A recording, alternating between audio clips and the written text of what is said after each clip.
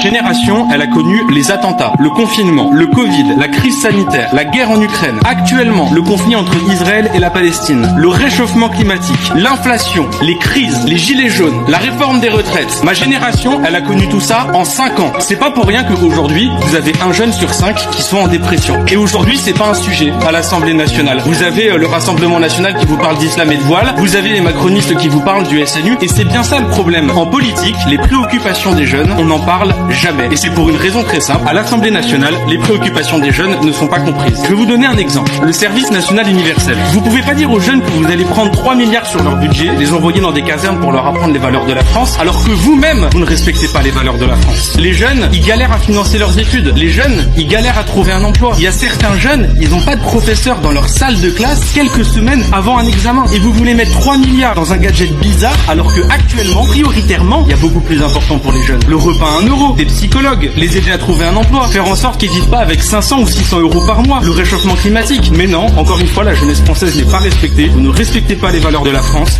Vous mettez tout cet argent dans un SNU qui nous coûte cher et vous ne comprenez pas que ce soit ressenti comme une injustice par la jeunesse.